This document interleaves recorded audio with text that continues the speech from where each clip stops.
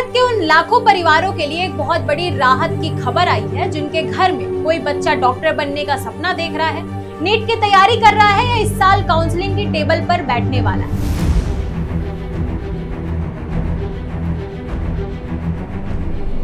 बात सीधी है, हर साल नीट का रिजल्ट आने के बाद असली जंग शुरू होती थी। काउंसलिंग की जंग, पहला राउंड मिला, भागो पटना से चेन्नई, अपग्रेड कराना है तो फिर भागो दिल्ली से लखनऊ, होटल के बिल, ट्रेनों के तत्काल टिकट, हाथ में ओरिजिनल सर्टिफिकेट का बैग और दिमाग में ये डर कि कहीं एक कागज छूट गया तो सीट हाथ से निकल ना जाए। लेकिन केंद्र सरकार और स्वास्थ्य मंत्रालय ने इस पूरे झंझट को एक झटके में बदल दिया है।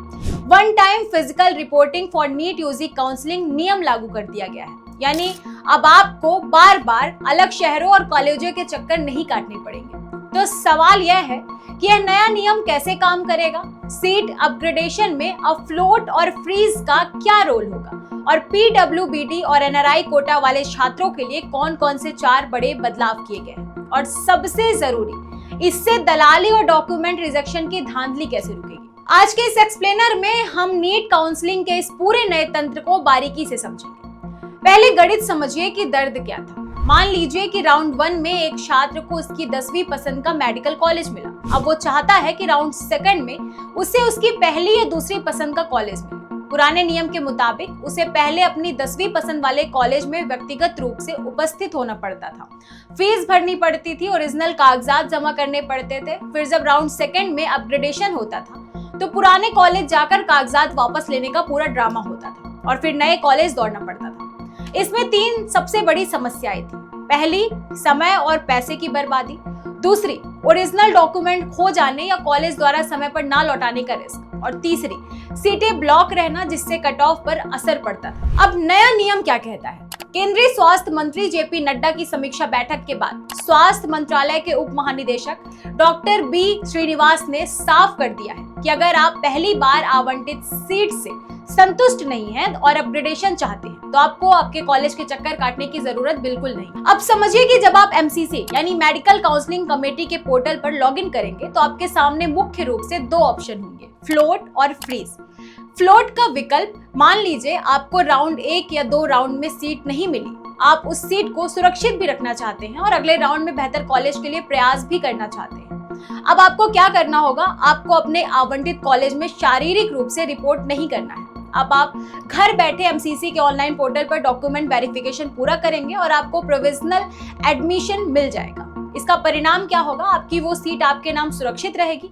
अगर राउंड 3 में आपको कोई बेहतर कॉलेज मिल जाता है तो पुरानी सीट ऑटोमेटिकली दूसरे छात्र के लिए खाली हो जाएगी और आपको नया कॉलेज अलॉट हो जाएगा। दूसरा, फ्रीज का विकल्प, फाइनल एक्सेप्टेंस। अगर आपको आपकी मनपसंद सीट मिल गई या फिर आप राउंड 3 के बाद अपनी आवंटित सीट से पूरी तरह संतुष्ट हैं, तब आपको एक बार संबंधित मेडिकल कॉलेज में फिजिकली जाना होगा। वहां जाकर ओरिजिनल डॉक्यूमेंट का फिजिकल वेरिफिकेशन होगा, फीस जमा होगी और आपका एडमिशन फाइनल हो जाएगा। यानी जब तक सीट पक्की नहीं होती तब तक घर से ही सारा काम होगा।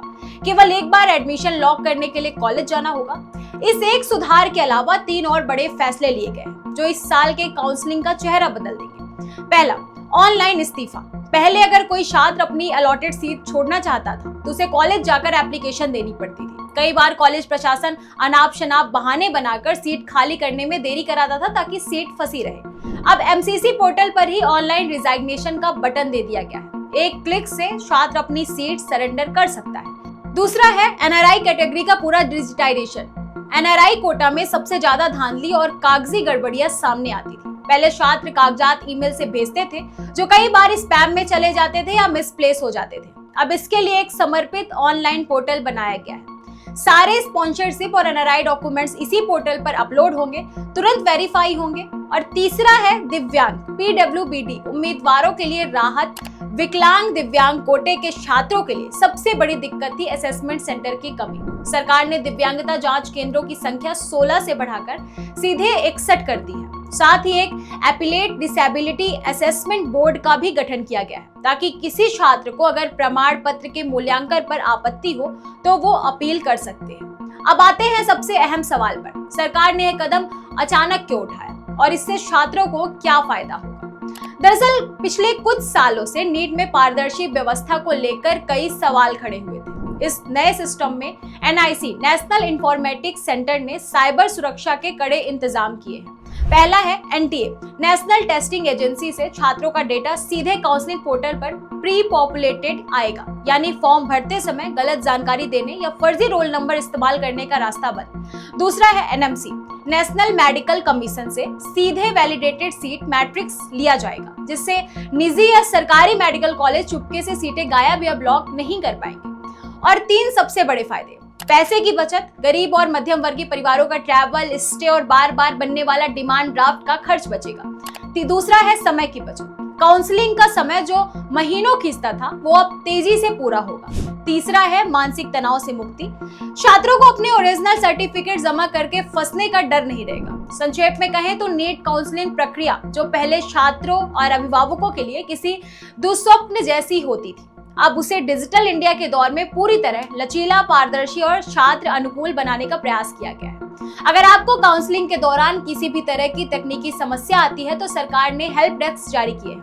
24/7 टोल फ्री हेल्पलाइन नंबर है 1800-102-7637। अगर आप या आपके घर में कोई भी इस साल नीट यूजी काउंसलिंग में शामिल होने जा रहा है तो इस नए नियम फ्लोट वर्सेस फ्रीज और ऑनलाइन रिपोर्टिंग को अच्छे से समझ ले और इस वीडियो को अपने साथी छात्रों के साथ जरूर शेयर करें ताकि किसी को बिना वजह कॉलेज के चक्कर न लगाने। शिक्षा नीति और आपकी जिंदगी से जुड़ी हर बड़ी खबर के लिए देखते रहिए विंद फर्स्ट। धन्यवाद।